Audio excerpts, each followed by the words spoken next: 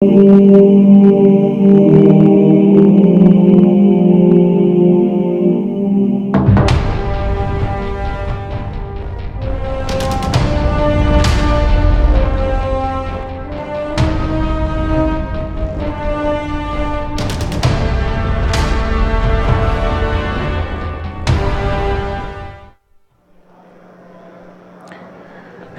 and welcome to coverage of Grand Prix Oklahoma City. I'm Marshall Sutcliffe. I'm in the booth with Jacob Van Lunen, and we are in the finals. Pierre Mondon on the left. He's playing against John Pennick on the right.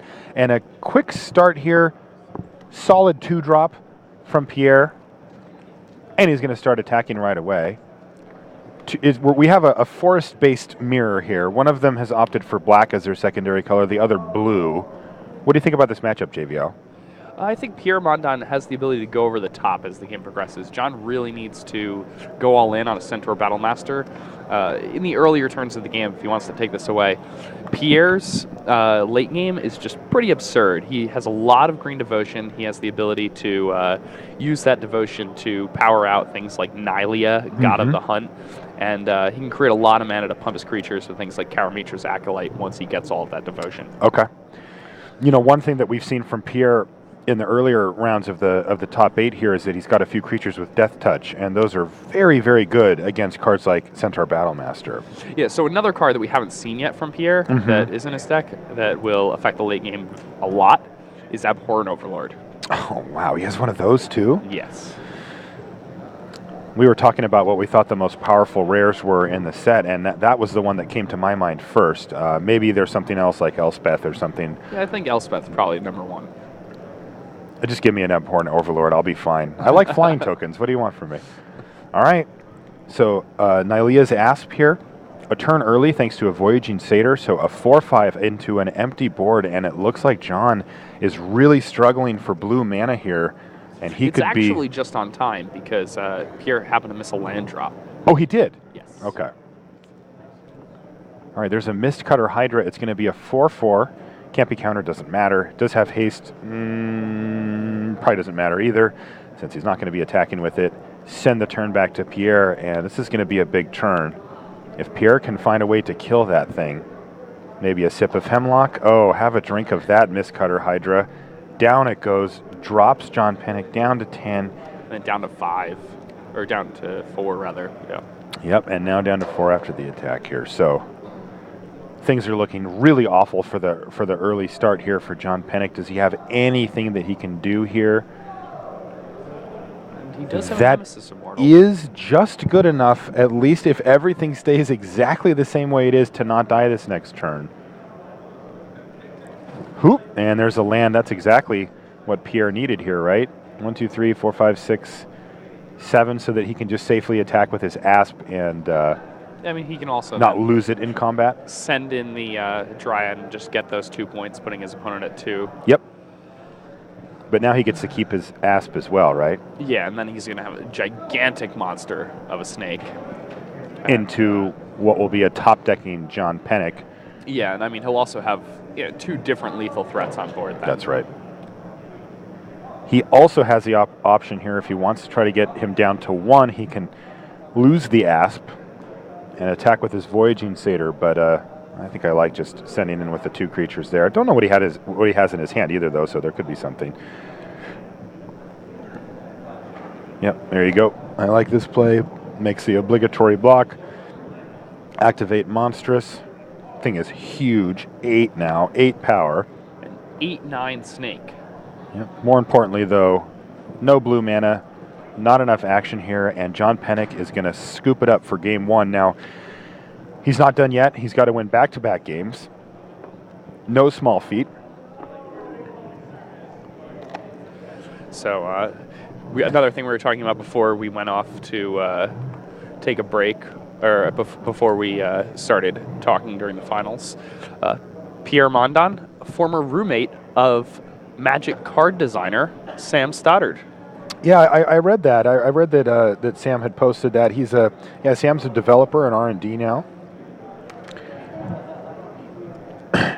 And you said that Pierre has been playing for quite a while now? Yeah, I was From actually... your chat with him? I was looking around on social media, and he's apparently like a pretty big part of like the game's history as far as terms go. Things like calling a mistake a punt. Mm-hmm. That apparently comes from Pierre Mondon. Dude, I use that. Yeah, we all use that all the time. Like my family member, my girlfriend uses that now. Mm-hmm. And I actually have a funny story about that. Yeah, like everybody I know uses that because I say it so Yeah, much. and so I got her to say it, and it's so self-explanatory. If he really is the originator, the guy's a genius. He's a language genius because my girlfriend actually thought that everybody said that. And I said, no. And so she went to her work, and she asked like 3 different people, if I told you this, they're like, you mean football? And she's just like, no way. Like, it was that clear to her what it meant that she just thought that that's what people said. Interesting. He's a wordsmith. He is. Take a quick look here. Magic the Gathering Pro Tour Theros. It's 1 week away. It's actually less than that. It's starting on Friday. Somehow I am in Oklahoma City right now and must be, and this goes for you too, by the way, Jake. We must be in Dublin ready to go on Friday morning. Standard Theros draft, October 11th through 13th. Please do come join us. You can hashtag PTTHS. No, not you. It'll be all on twitch.tv/magic, along with dailymtg.com for all the written and extra coverage. You can also find the link to the stream there. You can see it starts Friday at 9 a.m. Dublin time. That's 4 a.m. on the East Coast. And I can't wait to bring you this. This set is sweet. It's going to be a brand new standard format with all new cards. This is going to be one to remember, I think. Super teams have united, mini satellite teams floating around trying to come up with the brew to break it, and it's going to be a really great event. I'm ready. All comers, come on.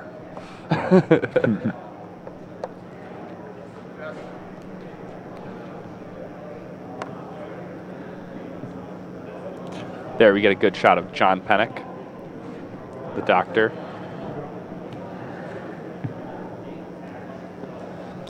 Hoping to find some blue mana in this game.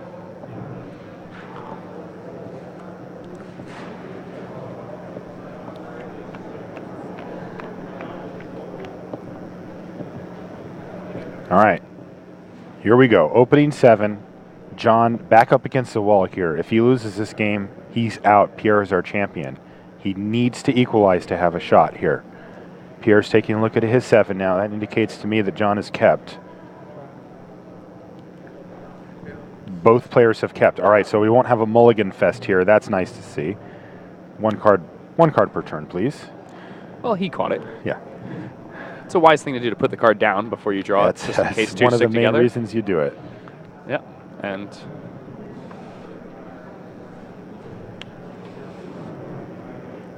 that's a way to prevent game losses, especially in something as high pressure as the finals of a GP. It's pretty important to prevent those types of things.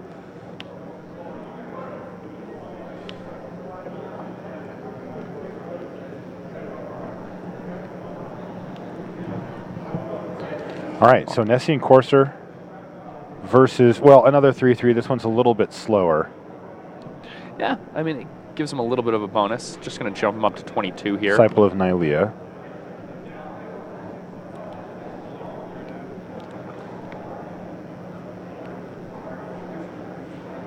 Let's see. Ooh. So Pierre does have the God in hand, but probably going to wait a little bit until he gets more devotion. Yeah, it doesn't really do a ton here necessarily. Also, the God's going to be angry because the Disciple's on the other side. Rebellious Disciple.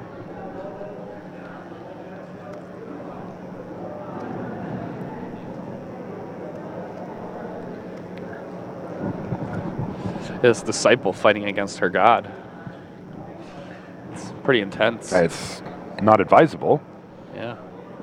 Now he's actually going to offer the trade here, though. This is interesting. And he gets away with it. Expect John to take the trade. Yeah, and he was correct. He was. What a wise young man.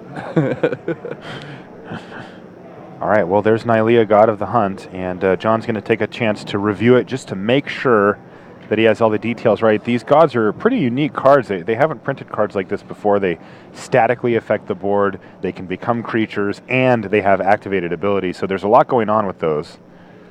You get a look at Nylea there. a 6/6 if she manages to come visit her worshippers. And right now, Pierre's 3 green mana symbols away from making that happen. So he's quite a bit off from that currently. And there's Plan A for John Pennick. This is a lot of what his deck is based around. Is this Centaur Battlemaster? Yeah, he really wants to get the Centaur Battlemaster active. That's probably the best thing his deck does.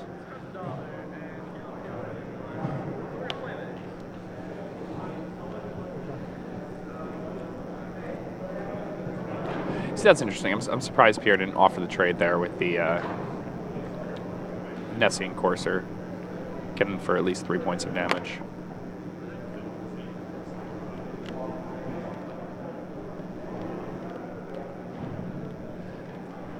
Then again, yeah, I think he wants to try to make Nylea a thing here. Is that the plan? See, I'm not sure. I think he was thinking that he might be able to double block. Okay. And it actually looks like that's a pretty good plan here. Well, right now it's the Voyage's End is going to blow him out, but yes, I mean he can't really. Like, what is he going to play around that? Like, his opponent just like made a massive 7/7, and now he did, and he's going to get to draw 2 cards immediately off this ordeal. It's one of the tricks that you can do with, especially Centaur Battlemaster. It also works just as well with the Staunch-Hearted Warrior. Get a couple of counters on just from targeting it, and then the third one goes on when you attack, and you get to trigger that ordeal immediately. Yeah, I mean, as we've spoken about before, and here's the blowout with the Voyage's End. Yeah, he does double block. This is likely the turn that John is. Yeah, this is the turning point of the game. This is when John is winning the game. Yeah, that's going to go back to his turn, to his hand. Excuse me. Scry 1. John Pennick takes a look at the top card. He is going to keep it, which is more bad news for Pierre. And now he has a huge threat that must be dealt with, and he's made Nylea, God of the Hunt, almost irrelevant. Yes. I mean, it is so far away from becoming a creature, and it really doesn't do a ton on defense. I mean, that pump can help, but it's so expensive that that's just not going to matter for a long time here. It's definitely not going to matter for at least some time. Yeah. All right, here's a slightly discounted Nemesis of Mortals. Yeah, normally one of the biggest things on the board, but it's dwarfed by the 7/7 here, and he's had to tap out for that as well. So let's see what John can do. He's looking to shut the door on this game as quickly as possible. I think now he has enough of an advantage that he could even play the grinding game and win. Okay. I mean, his opponent has a pretty full grip and has a lot of death touch available potentially. Wow. Yeah, see, this is Nylea's Emissary. That's so going to get 13-13 trample now? It's 6/9, 10, 11, 12. 6, 9, 10, 11, 12, right? 7, 13, yes. With the trample. I mean, he could just take this hit, but that thing's not going anywhere. And now even a death touch creature off the top isn't going to solve this problem. Yeah, I mean, he needs to draw land, Sip of Hemlock. have a Sip of Hemlock, and then he needs John to basically have nothing. Nope, we're going to scoop it up. So that means that we are going to get a Game 3 here in the finals. John Pennick versus Pierre Mondon, and that was pretty decisive. That was very decisive. Plan A, you know, we noticed that when he built the deck that a lot of his most raw power came from the Centaur Battlemasters. Those are the things that could do the most impressive, huge things, and they did exactly that in that game. Yeah, in the quarterfinals when we watched John play, the Centaur Battlemasters were, a key part of his game in both of the games that he won. Here we see in Game 2, the game where he's able to get that Centaur Battlemaster online. That's when he is able to take this game away. Take a look at the upcoming webcast schedule. We just talked about it a minute ago. Pro Tour Theros next week. After that, Grand Prix Louisville, then Grand Prix Antwerp, Valencia, Washington, D.C., which is Legacy, Grand Prix Albuquerque and Standard, and Grand Prix Vienna a couple weeks after that is also Standard. So some good old Standard coming up. People love their Standard. We've Lots also got Standard. Modern, which is a format that I absolutely adore, and Legacy as well.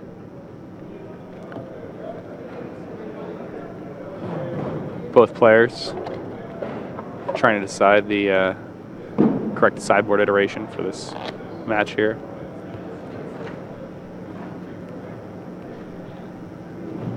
All right, so this is it. One game. The winners are champion. The loser has to decide if he wants his friends to congratulate him or to console him.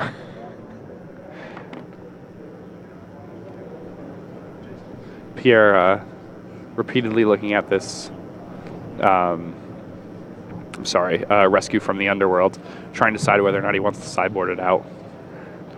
Does it look like it's coming out there? Is that the one he pulled? Yes, he did in fact take it out. What is he going to bring in? The perhaps a fade into antiquity? Yeah, that's definitely a possibility.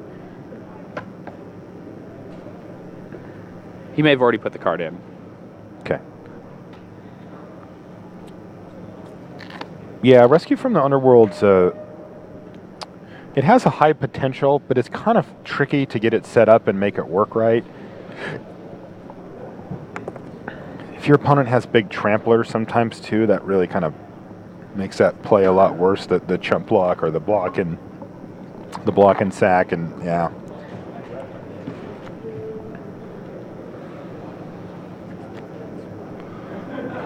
Through here.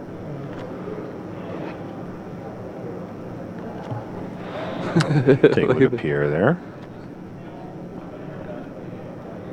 And there's John.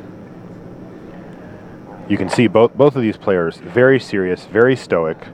They are fully concentrated up here. You know, we've seen kind of the whole gamut here this weekend, from very friendly, boisterous players that, you know, seemingly made friends and were talking throughout the entire match, and all the way to the other end of the spectrum. And this is what you'd expect during the finals here. There's a lot of money, prestige on the line here. Becoming a Grand Prix champion is something that is on a lot of Magic players' bucket list for sure. Take a look at the top 25 pro rankings. This is a little bit new. If you guys haven't seen this yet, you can see them, and you can also see how these are determined on dailymtg.com. There's an article up there by Greg Collins. And this is the list in its initial form. It changes regularly. It'll change after this weekend.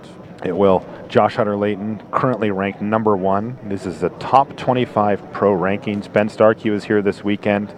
Going down the list a little bit, Shuhei Nakamura also here this weekend. Eric Froelich at number 9 here this weekend too. And you can take a look at the top 25. Now, this is based on the last 2 years of competitive play here. So you get a snapshot of who's been doing the winning lately, right? I mean, you know, we were talking about it earlier, Jake.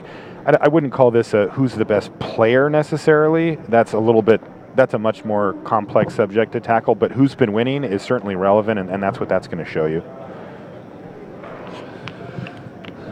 And it's nice to have a list like that. It's nice to be able to think to yourself, okay, well, like, who's the best, like, right now? And I know that it's not necessarily the best, but if you really had to, you know, answer a subjective question like that, that would be just about the best way to do it. Yeah. And I would, if I was Josh Hutter-Layton, I would definitely refer to it as a fact. You know. Oh, of course. I would say, well, I clearly am the best Magic player in the world. I have this list, which proves it. I would also remind my friends of it constantly.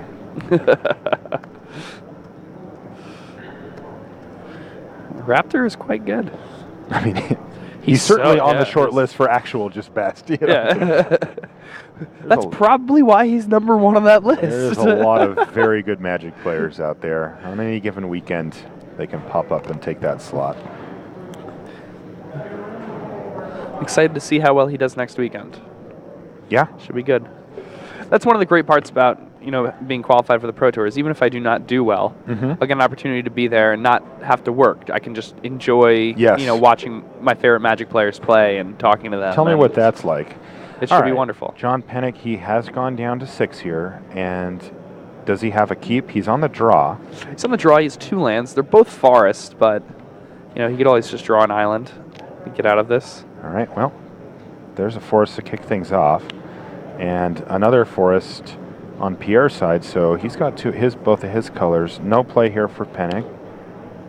And there's a 3-drop. What is it? All right, well, that's a solid start. It's a pretty good one. Yeah.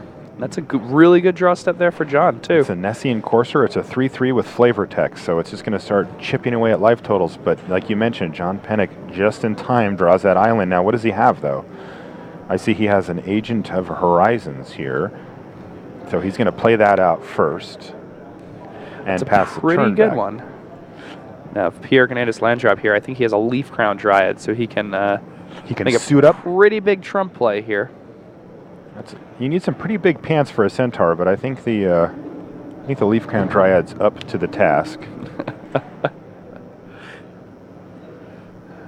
It's just ridiculous. It's like horse pajamas. All right, but it looks like he's going to go for a little bit of a longer game plan here with the Acolyte. And he's going to be able to perhaps play 2 spells next turn. Yeah, and I mean, I definitely like that. When you have, those mana acceleration creatures, it's almost always correct to play them first, especially in a limited format, because you just want to be able to use all of your mana to its maximum efficiency on every turn. Yeah. And that's how you gain that early tempo and end up being in the lead. If you're the one putting pressure on your opponent, then they're the one blocking. And if they're the one blocking, then they're usually the one who's losing, because they're going to be having to do that while their mana's tapped, and you're attacking with your mana untapped, and you have access to all of your tricks and everything. All right, John Pennock looks like he's going to offer up the trade here to kick things off. He does. Any effects before blocks? No. No blocks. All right, take 3. He's drawn another island here as well.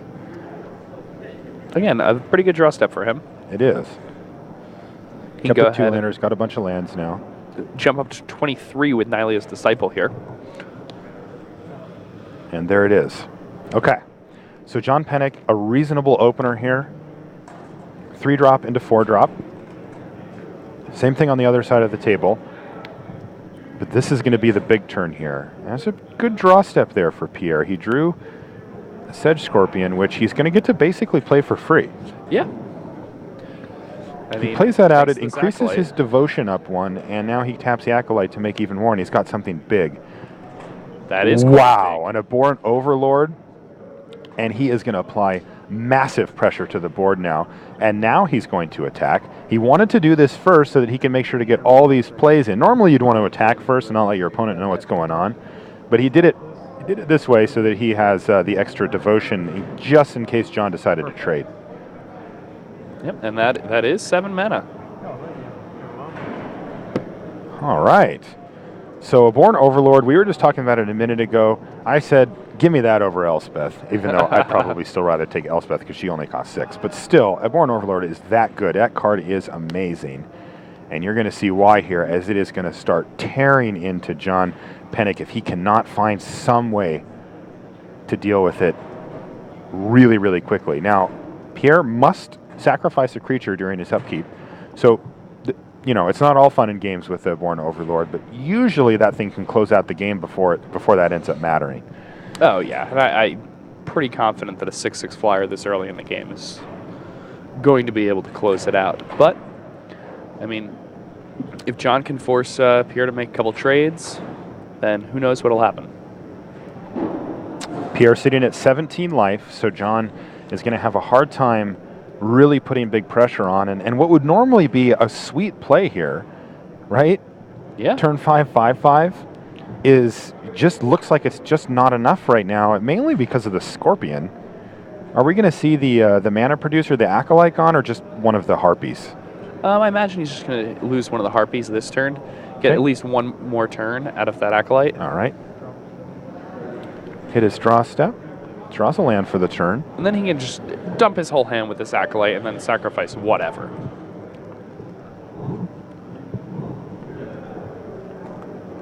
This Abhorrent Overlord going to come in for 7 damage along with coming in with the Harpy. And that Sedge Scorpion's a pretty big deal here. One of the ways that John can get back into this is if Pierre doesn't find a way to keep developing his board with creatures, and John can use a bounce spell or 2 to make him actually sack the Abhorrent Overlord, or at least start sacking really relevant things.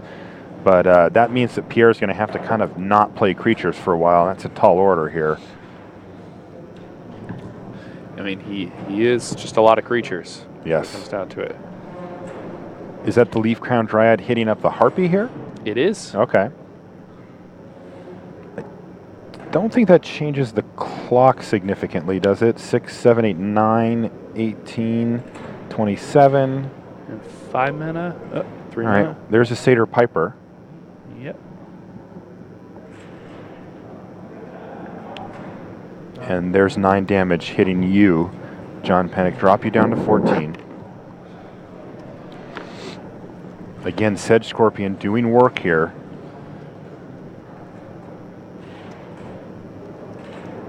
And a Sedge Scorpion is mortal, and he's met his nemesis in the Nemesis of Mortals. Despite only costing 1 mana, they will both slay each other in epic fashion. All right, so here's a Ordeal of Thassa.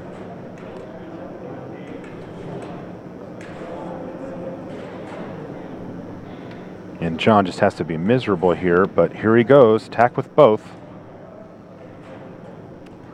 That is 9 damage, but as you mentioned, the Sedge Scorpion is going to jump in front. All right, so those go down. You take 4 damage. Leaf Crown Dryad, though, providing some nice insurance to make sure that that Abhorrent Overlord stays on the battlefield and keeps on attacking. Yep. I think that's another Agent of Horizons here for John Pennick. All right. He's doing everything he can, but he's way behind thanks to that bomb rare cast it 2 turns early by Expect Pierre this Piper Mondo. to go away.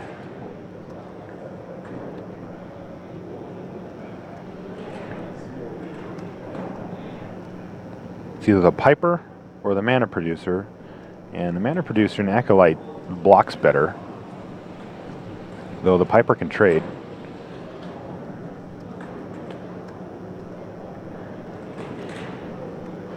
Pierre's at 13. He's deep in the tank on this decision. He's got to be careful. I'm just going to go ahead and sacrifice this Harpy. Okay. Take out the Harpy. That's going to drop down the Leaf Crown Dryad. He draws his card for the turn. He's top decking. He's got 1 card in hand. Mm-hmm. He's Panic also with 1 card in hand. Mm-hmm. So he wants to make sure that, I mean, ideally he would try to put John Pennick on a 2-turn clock here, right? That's the plan. Yeah, so 6 in the air, and he needs to get 1 other damage in somewhere to make that 2-turn clock a reality here. He's got to be careful, though. If he sends in with the Leaf Crown Dryad and it gets traded off, he gets his creatures whittled down. And, you know, if he gets down to too few, he might have to end up sacking that Abhorrent Overlord. And I mean, one that's way one of the around ways this he can is lose. that he can make John block the Acolyte and then attack with all of his guys. Using the Satyr Piper? Correct. Okay. And then by doing so, he doesn't lose any of his guys. All right, he's just going to ship the team. I mean, I think he feels like he's just not under that much. He doesn't feel like he can lose next turn, at least not in combat. Even though he will be getting hit for 8, but 8 and 13, there's a big gap there that's pretty tough to fill. Yeah. So he feels comfortable just bashing with the squad here. And yeah, this makes good sense here.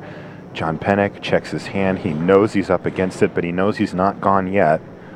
That Abhorrent Overlord is going to keep eating away here at Pierre Mondon's board state.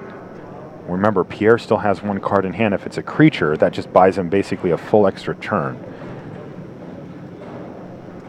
Ooh, is this a Boon Satyr? Is this a Boon Satyr? It is a Boon Satyr. Wow. Oof. Sweet draw on so many levels here. Is this lethal? 10, 11, 12, 13. Oh, it puts So him not under 1. quite lethal. But he can use it to save his Satyr Piper if he wants. No, it doesn't save the It Satyr actually Piper. won't save it.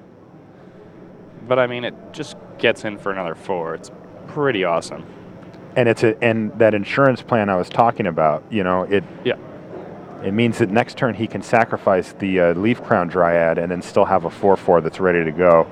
And this could put away the Grand Prix here. Pierre Mondon on the verge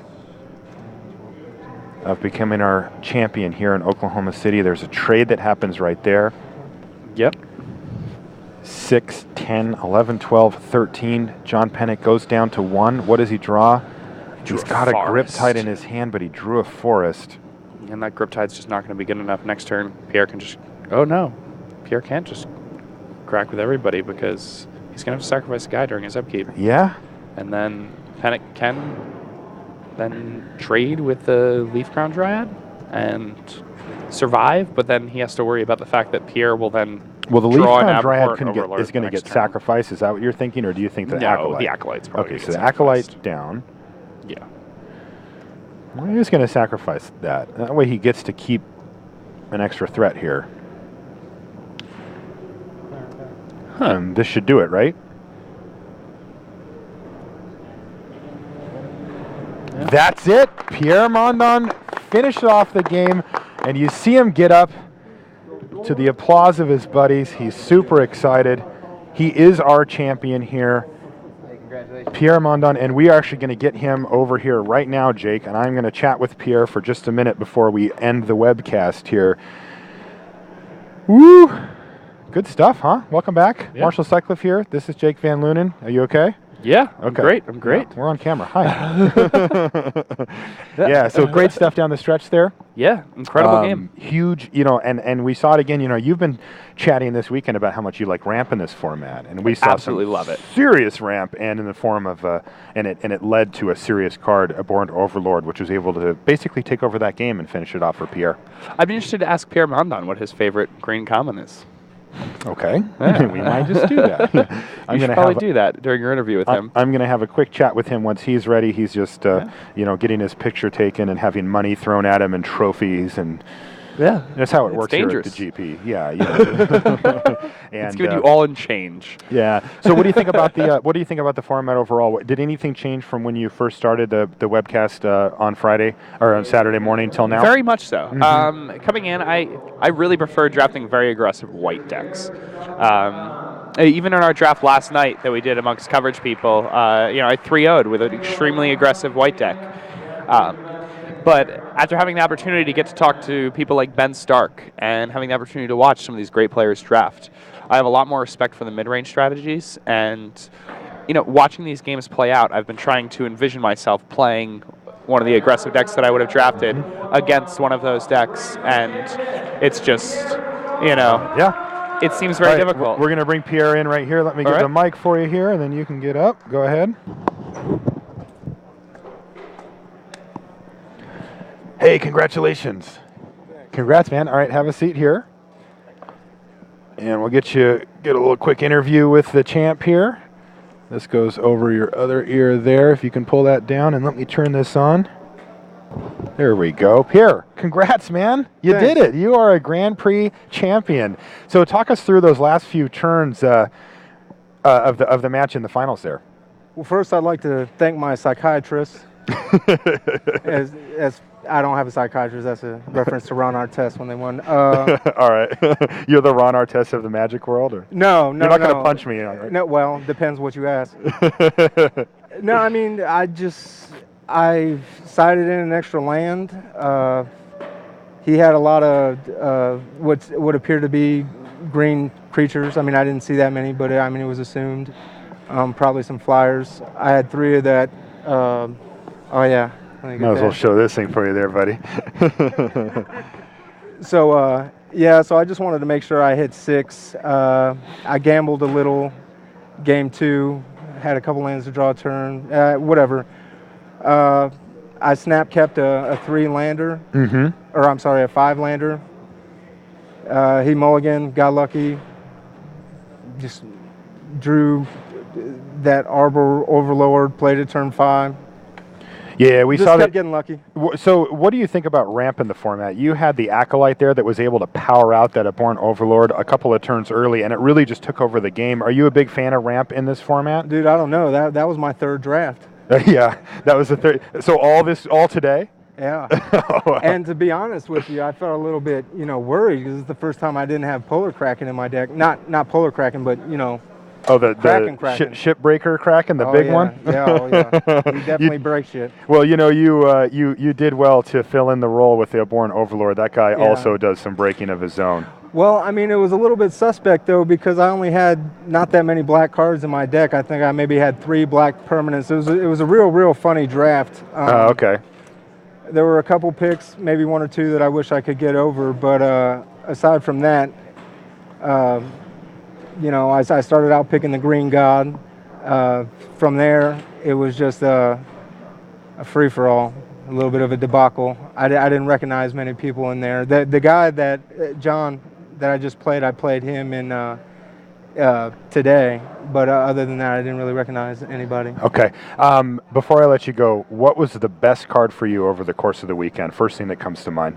Well, the first and only thing that comes to mind is the Kraken. Mm-hmm. I had him in my sealed deck along with some other rares. I had 2 of them in my first draft today, so thanks whoever made those packs. Wow. So you had 3 until this last draft, and then you managed to make do without it. No, I had 4. There was 3 drafts today, dude. I had 1 yesterday, 2 the first draft, and 1 the second draft today, and then I just got unlucky and didn't open one. Yeah, no, My that's too bad. You managed to pull it out without it. I know. All right, Pierre, congratulations, man. You're the champion here in Oklahoma City. Great work. Guys, we're done. Thanks to my baby. She had a dream that I would win.